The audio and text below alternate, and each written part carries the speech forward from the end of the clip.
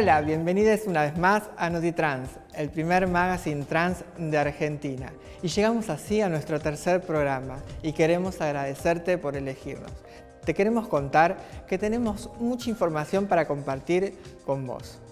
También queremos contarte que en este programa buscamos incorporar como criterio el uso del lenguaje no binario, haciendo uso de la E para no generalizar a los grupos y a las poblaciones. El uso del lenguaje neutro es una herramienta que busca no encasillar, ni naturalizar, ni universalizar a los dos géneros como únicas expresiones humanas. Estamos en el estudio 9 de mayo, lo hemos nombrado así, en homenaje al día en que se sancionó nuestra Ley de Identidad de Género. Agradecemos también al Archivo de la Memoria Trans por estas imágenes de referentes y personas trans. Uno de los reclamos históricos de nuestra comunidad es el acceso a un trabajo formal. La falta de oportunidades y la discriminación hacia nuestras identidades trajo como consecuencia que el único medio de subsistencia fuese la prostitución. Pero ¿cómo es esta situación? Te lo cuenta Alba Rueda en la siguiente sección. El 16 de agosto del 2018 se presentó en el Congreso de la Nación Argentina el proyecto de ley de cupo laboral trans Diana Zacayán. Este proyecto solicita el 1% del empleo público para nuestra comunidad, para nuestra población. Nos encontramos hoy con el Frente de Organizaciones que impulsamos este proyecto de ley, el Frente Nacional de la Ley de Cupo Laboral Trans Diana Zacayán, para poder hablar de la trama social y política que fundamentan este proyecto.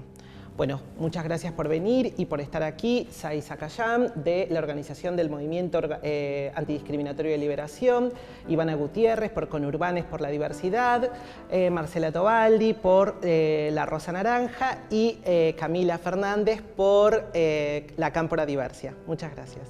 Empecemos entonces preguntándonos de por qué es la necesidad de plantear un proyecto de ley que sea una política pública.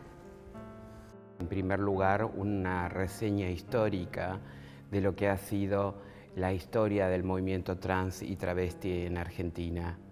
Llevamos 63 muertes y no se detiene lo que podríamos llamar el genocidio trans y travesti. En toda Latinoamérica, en Europa y en Naciones Unidas se habla de la problemática trans y travesti. La exclusión, el primer motivo. El segundo motivo, la violencia que existe en contra de nuestras identidades trans y travestis. Y creo que el tercero, el más conocido por toda la sociedad, es el ámbito de la prostitución. Entonces, con todos estos componentes de los cuales nos estamos haciendo eco ahora mismo, los estados tienen que tomar una ley nacional como la que propone nuestro Frente Nacional Diana Zacayán, y es el reclamo del 80 o 90% de las personas trans y travestis que han sido consultadas no quieren pertenecer al mundo prostibulario y quieren un empleo formal. Pues el Estado tiene que darnos la respuesta y esa respuesta tiene que ser a través de una ley nacional de cupo laboral trans y travesti. Bueno, Marcela pone en el centro de este debate, de esta trama de situaciones de violencia, la figura del genocidio. Nosotros supimos recuperar también otro concepto, travesticidio social, como parte de esa violencia. ¿Dónde ingresa la falta de oportunidades laborales dentro de estas situaciones? Bueno, nosotros cuando hablamos de travesticidio social, cuando hablamos de genocidio, estamos haciendo referencia a una situación histórica que existe sobre el colectivo travesti trans. Este es el estado de emergencia en el que estamos y necesitamos, por ejemplo, una ley que hable que le dé empleo a las personas travestis y trans. Nosotros no es que solo dijimos, bueno, las personas travestis y trans mueren porque tienen muertes violentas nada más. No, existe toda una estructura que dice, bueno, las muertes violentas existen por un estado de odio, y ese estado de odio son construcciones sociales, y las construcciones sociales también son partes y son parte de un estado que nos genera las políticas públicas para que eso no suceda. la mayoría de esas muertes evitables se adquieren en la situación de prostitución, y la situación de prostitución es el único acceso a la economía que tiene por lo menos el 85% de la población travesti trans. Hubo estudio, hubieron políticas que hemos generado, hubieron historia de cosas que se han generado, ¿no? Y en esa hemos estado todos nosotros y nosotras, porque está bien, hay un estado de emergencia, las personas travestis y trans mueren producto de los travesticidios, pero el travesticidio es el último eslabón de una serie de violencias estructurales. Hay un Estado que es responsable, entonces vamos hacia ese camino, vamos construyendo ese camino además. Qué interesante lo que decís, Ai, porque planteás el tema de la prostitución dentro de esta situación. Y puntualmente se piensa que con la ley de identidad de género estas condiciones cambiaron para otras generaciones. Camila, ¿cómo es la situación actual de las jóvenes y los jóvenes trans respecto al tema del cupo laboral o el acceso a un empleo formal? Bueno, antes de hablar específicamente del empleo, a mí me gustaría comentar un poco cómo es la situación en general de la juventud, de las personas trans y travesti jóvenes. La mayoría de las chicas trans y travesti, y también los varones, viven en unas familias con unos contextos muy difíciles en los que la discriminación y la violencia es constante, al punto tal de que se ven forzadas a abandonar sus hogares. Las últimas encuestas publicadas en la Revolución de las Mariposas, y me voy a enfocar ahora sí en lo laboral, pero puntualmente en nuestras compañeras travestis y mujeres trans, se muestra claramente que la prostitución es un destino, que en realidad caemos en la prostitución. De este 94% de jóvenes que ingresan a la prostitución o que caen en la prostitución, el 80% es menor de edad, teniendo entre 11 y 18 años, y solo el 20% accedió habiendo sido mayor. Pensémoslo 2 segundos a nivel sociedad, ¿qué pasaría si una nena de 11 años ingresa a la prostitución? Una nena que no es trans, claramente. Lamentablemente para nuestra sociedad, las mujeres trans y las compañeras travestis estamos destinadas a la prostitución. Camila, ¿y cuál es el mensaje entonces desde los jóvenes trans sobre esta situación? Que no podemos condenar, no podemos permitirnos como sociedad condenar a las nuevas generaciones a que caigan en el sistema prostituyente. Tenemos que tener a nuestra juventud preparada y lista para afrontar esta batalla, la de la Ley Nacional Diana Zacayán, y todas las batallas que van a venir. Tenemos que estar peleando codo a codo con nuestras matriarcas. Qué importante entonces este proyecto de ley para que no se repita la historia. Ivana, ¿cómo estamos entonces a nivel legislativo? Y mira, nosotros ya tenemos una experiencia parlamentaria, ¿sí? Desde el año 2015, después de haber sido sancionada la ley provincial cupo laboral travesti trans Diana Zacayán, la cual no se está incumpliendo. También presentamos este proyecto de ley a nivel nacional. Van ganando territorio después de haber obtenido las 40 firmas de diferentes bloques. La verdad que es muy importante y es un gran avance. También el apoyo del diputado Silioto en este sentido de decir, bueno, que va a seguir avanzando con esta ley, que la verdad que es muy importante y están interesados.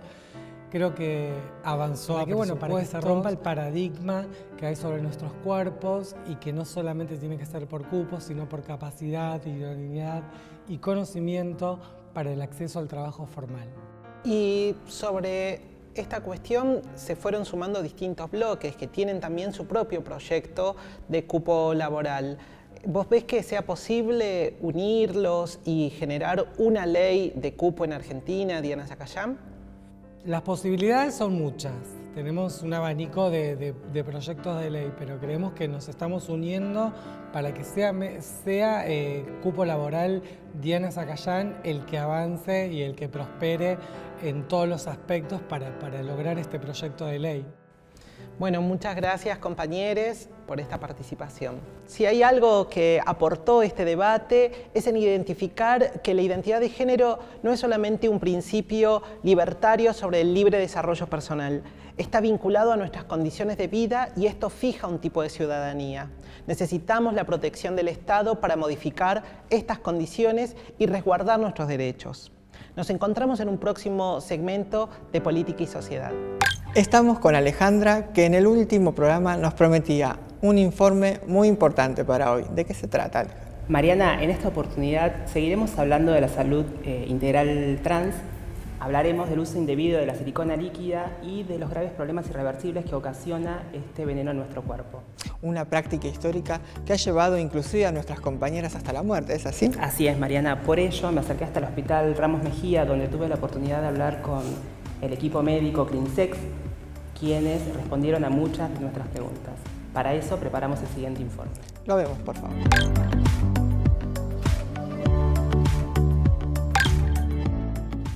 Estamos en el Hospital Ramos Mejía, de la ciudad de Buenos Aires. Vinimos a conocer la clínica Clinsex, que funciona dentro del mismo, y a sus integrantes. Vamos a hablar en esta oportunidad con uno de sus integrantes, el doctor Viloria. Buenas tardes, doctor. Buenas tardes, ¿qué tal? Venimos a que nos cuente un poco de qué se trata esta problemática de la silicona líquida. Vinieron chicas a consultarlo, hay algunos casos que pueda comentar. Bien, bueno, es sabido que, digamos, el uso de siliconas líquidas, ya sea industriales o de otro tipo, hace aproximadamente 60 años que se están utilizando en forma ilegal, porque no están autorizadas por ninguna autoridad sanitaria, como relleno de distintas zonas corporales, en países muy diversos, pero últimamente en los últimos años hay una gran problemática en Latinoamérica, en muchos países donde en forma ilegal se produce inyecciones de relleno de colágeno, digamos similares al colágeno, utilizando siliconas líquidas. Esto se ve tanto en zona glútea como en piernas, como en busto, en cara, en columna, en zona lumbar, lo cual ha generado durante muchos años unas patologías complicadas de manejar y muy difíciles de llevar adelante por el paciente.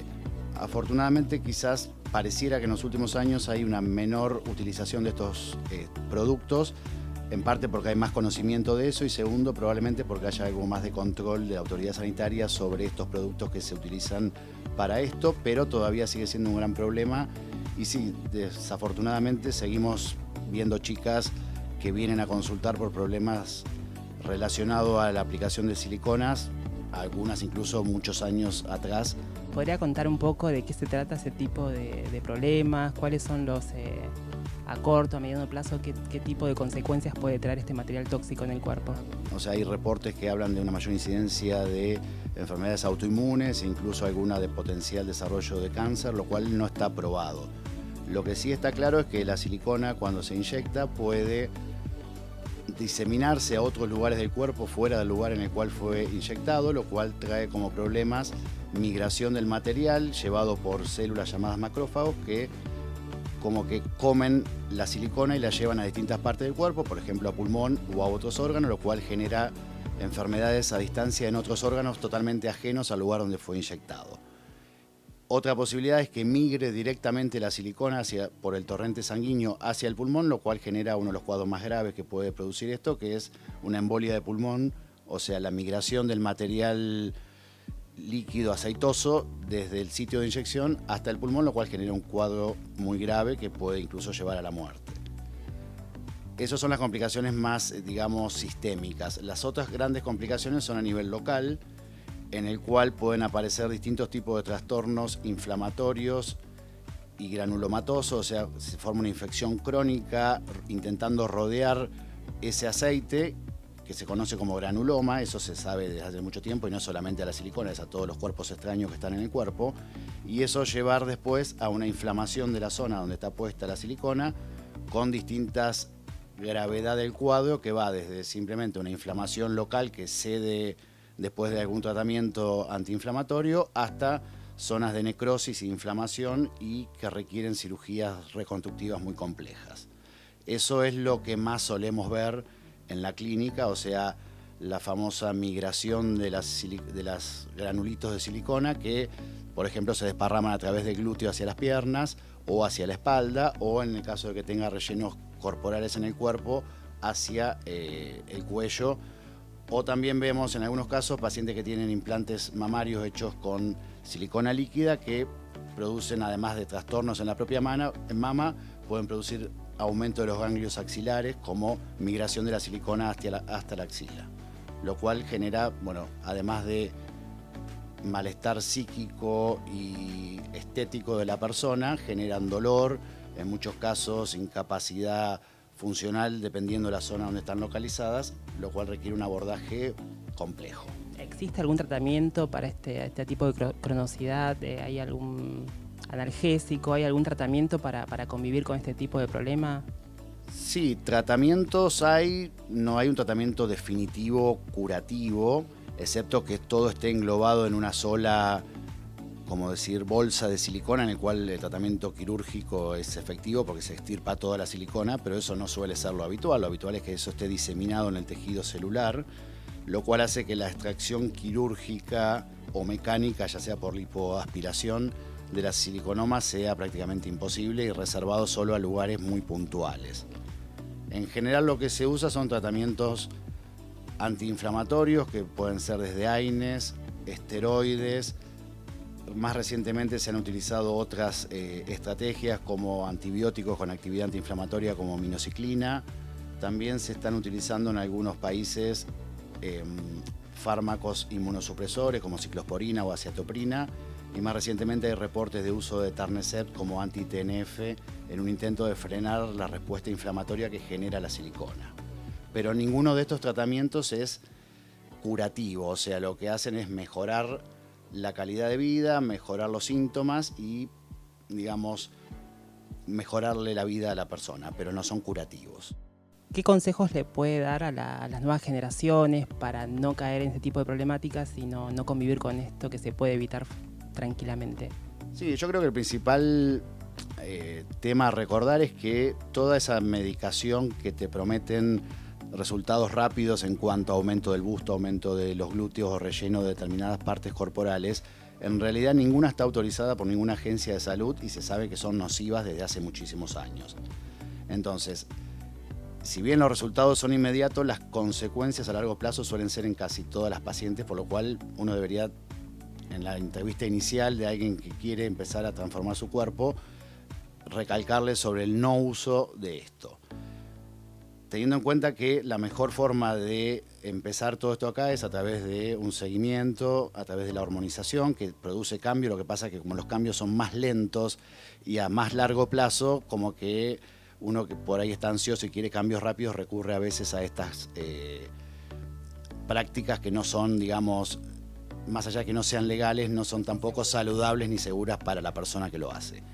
Por otro lado, sí existen implantes de silicona comerciales que vienen recubiertos y son silicona sólida, los cuales sí se pueden aplicar, por ejemplo, en mama o en glúteo, con resultados mucho más seguros a largo plazo y que además sean hechos por un profesional que esté en el tema, habilitado y que esté en el tema para hacer este tipo de procedimientos.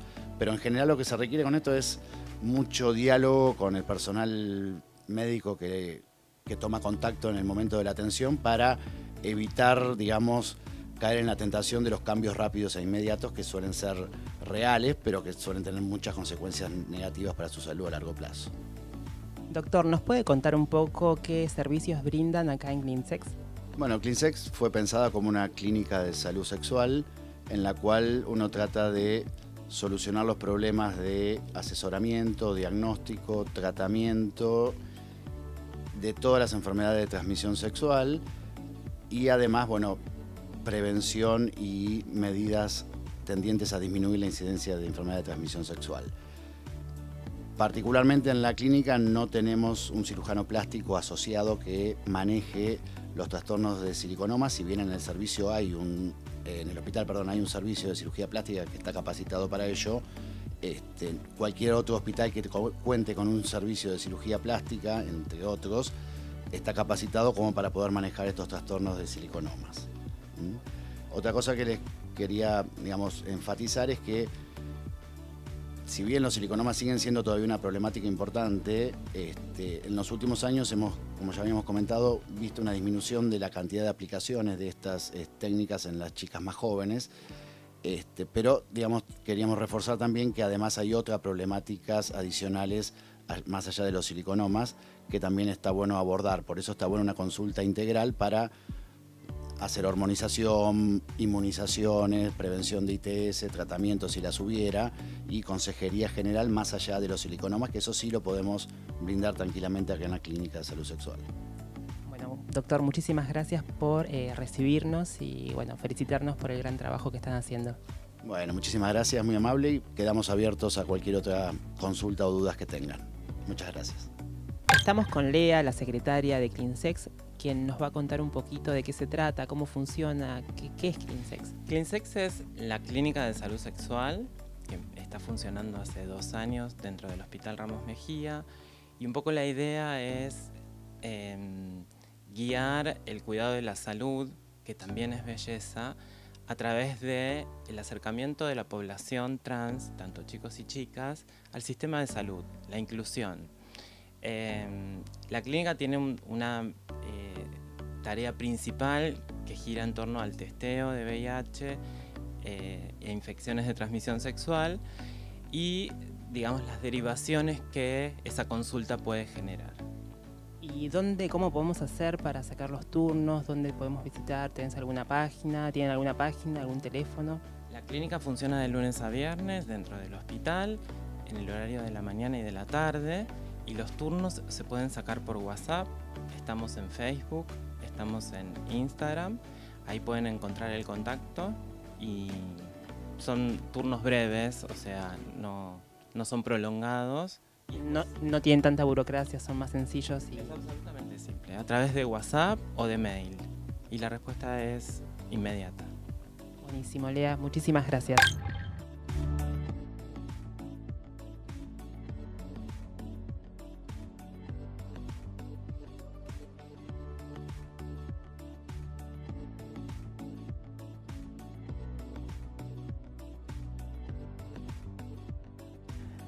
Bueno, gracias Alejandra, nos vemos en el próximo programa. Hasta la próxima. En estos días, y tras el debate en el Congreso de la Ley de Interrupción Voluntaria del Embarazo, se puso nuevamente en debate la Ley de Educación Sexual Integral con Perspectiva de Género. Y nuevamente los grupos antiderechos salieron a exponer su odio y rechazo hacia nuestro colectivo. Pero ¿de qué se trata en realidad esta ley? Te lo explica Elena en la próxima sección. Estamos con Quimei Ramos, una referente en la educación trans. Con ella repasamos la Ley de Educación Sexual Integral, sus contenidos y nuevas pedagogías emancipatorias. La ESI fue pensada para llevar contenidos de sexualidad y género, tratar el género, la diversidad, la sexualidad en la escuela. Me gustaría que nos cuentes en qué consiste la misma para quienes no saben y si hizo algún aporte para nuestra comunidad. Yo creo que el principal aporte es habernos dado un marco, un pequeñísimo marco legal desde el cual nosotras podemos fundamentar nuestra existencia y que es necesario nombrarnos, ¿no?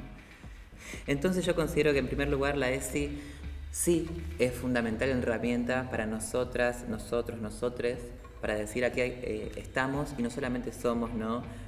Una desviación, como nos han nombrado históricamente, sino que somos una potencia, que es una potencia para todas las infancias, para todas las adolescencias y para toda la sociedad. Por eso tenemos que existir dentro de la escuela también. Por eso la sociedad se pierde un montón de cosas cada vez que nos deja por fuera de algún espacio. Es muy difícil dar esta discusión cuando de repente el terreno político en el que nos encontramos hoy en día es Bolsonaro ganando las elecciones, Olmedo, Macri y toda una serie de políticos que empiezan ante la incertidumbre social inmensa que hay y la necesidad de agarrarse fuerte de algo, ¿no? Con discursos súper paternalistas y de mano dura, son lo que prima. Pero tenemos que darnos la discusión entre nosotras y decir, bueno, sí, la ESI, compañeras docentes, es nuestra principal herramienta, pero es binaria. Y un tema recurrente en la vida de nosotros es la discriminación. ¿Cómo afecta a la ESI al respecto de la misma? La ESI consta de 5 ejes, ¿no? El primero es reconocer una perspectiva de género, es decir, pasamos del paradigma de no hay fundamentalismos. El Estado, como es laico, reconoce que el género es una construcción social, que mujer no se nace, sino que se llega a serlo, como decía Simón. Respetar la diversidad, valorar la afectividad, eso nos habla de los vínculos y de cómo nos vinculamos, reconocer, ¿no? Saber nuestros derechos. Segundo, en cuanto a la discriminación, la ESI como respaldo para aquellos docentes activistas que hasta ahora la están tomando, eligen que como es la propuesta, ¿no?, de la ley, sea transversal a todas las áreas, es una flor de herramienta, porque podemos empezar a problematizar cosas que están naturalizadas socialmente. Sí, y siguiendo la línea de lo que vos estás diciendo, está la ley, están las propuestas del Ministerio de Educación, sin embargo, muchos docentes adoptan la ESI como parte de sus militancias para llevarla a las escuelas. Sí. Pero ¿qué pasa cuando aquellos docentes quedan expuestos frente a los grupos antiderechos? Gracias a la ESI se pueden prevenir abusos sexuales en la infancia, ¿no? Tenemos que tener la posibilidad de, en un espacio público, sin vergüenza, con confianza, sin miedo al castigo, al punitivismo, poder charlar estas cosas. Porque la idea que tienen de sexualidad estas familias en general es Tinelli. Sí. Es Tinelli en su último programa con un tipo tirándole una botella de leche a su compañera de baile encima, ¿no? Eso piensan que es sexualidad. Y nosotros lo que estamos diciendo es, no, primero que sexualidad no es solamente el acto sexual, no, mirá, dentro de lo sexual podemos revisar y desandar un montón de cosas. Pero estamos partiendo de un punto de vista federal. Y las niñas y adolescentes trans estamos en todo el país. Sí. Y la información no llega. ¿Cómo se puede actuar frente a esta situación? Tenemos que poder generar redes entre nosotras y nosotros. Tendríamos que poder generar algún encuentro nacional de educación sexual integral, pienso. Hay instancias provinciales, pero tendríamos que repensar algo más central, porque si bien hay una necesidad, justamente como vos decís, ¿no?, federal, de poder repensar en cada contexto, que es absolutamente distinto, tenemos una necesidad también de organizarnos en conjunto. Hay un montón de familias, ¿no?, que no han accedido porque no han tenido educación sexual integral en su escuela, por ejemplo. Bueno, nosotras queremos aprender a respetarnos, a entendernos en diversidad, pero, por el otro lado es todo lo contrario, ¿no? Es la intolerancia total. Entonces, ¿cómo hacemos para respetarnos con gente que quiere que no existamos? Bueno, hay que aprovechar todos los espacios son pedagógicos. Llegando al final de esta entrevista, sí, vos como profesional me gustaría saber tu opinión de cómo podemos encarar y cómo podemos tratar las infancias trans.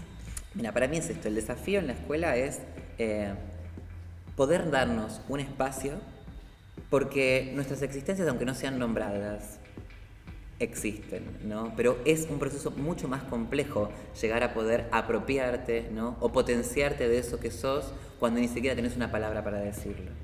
Donde uno de los puntos es esto, ver qué aporte generamos para una escuela que no expulse y que abrace a las infancias trans y adolescencias trans. Lo que está haciendo es potenciar a todas esas infancias, a todas esas adolescencias. No solamente la escuela debe pararse como lo que es legalmente, que es garante de los derechos humanos y de las infancias para esas personas que están ahí. No solamente corresponde por eso, no solamente corresponde por la Ley de Educación Sexual Integral y la Ley de Identidad de Género, corresponde porque nos potencia. Porque díganme qué cosa es una zona roja si no es un gueto. Y donde hay un gueto es porque existe un exterminio. Y esto pasa constantemente a ojos de toda la sociedad y puede pasar porque no hay empatía. Primer paso lo tenemos que dar nosotras, tenemos que darnos a conocer en primera persona y la gente se tiene que responsabilizar de salir de esta complicidad social. Si en 38 años de tu vida no conociste ni hablaste con ninguna persona trans y travesti, es porque sucede un exterminio. ¿Y qué visión tenés para el futuro? Es muy difícil proyectarse en estas condiciones. Es muy, muy difícil y muy angustiante. Imaginemos que esto fuera un diálogo con la persona que nos está escuchando, aunque no lo sea. Necesito que sepa de mí, de lo que estoy atravesando. Sí, porque es lo mínimo que necesitamos para vincularnos, para empezar a cambiar el paradigma. Y otra es la incertidumbre de qué vamos a devenir. Voy a cambiar el paradigma de la desconfianza a priori por la confianza a priori. Si yo entiendo que es una compañera, un compañero, un compañere, si yo entiendo que la persona que tengo delante mío es una alianza que está bien que suceda, por más que la otra persona desconfíe, tengo que lograr bajar esas barreras. Che, compa, no me ves como amiga, hermana, no me ves como una par. Bueno, yo te voy a esperar. El punto es encontrarnos, reconocernos, respetarnos y abrazarnos. Y ya vimos las dificultades que enfrenta la aplicación de la educación sexual integral.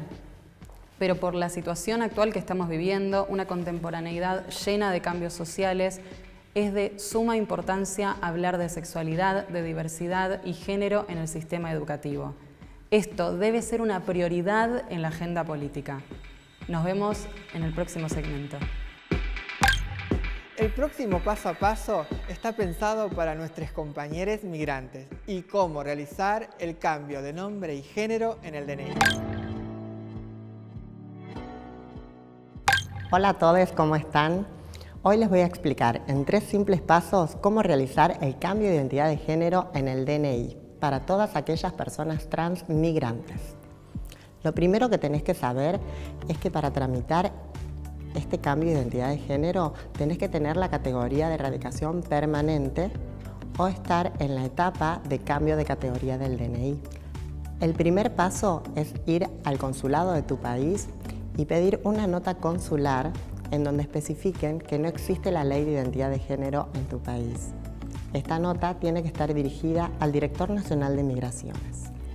El segundo paso es ir a la sede de migraciones más cercana a tu domicilio con fotocopia de tu DNI, la nota consular y un formulario que lo podés solicitar ahí mismo o podés bajarlo de la página web de Migraciones www.migraciones.gov.ar.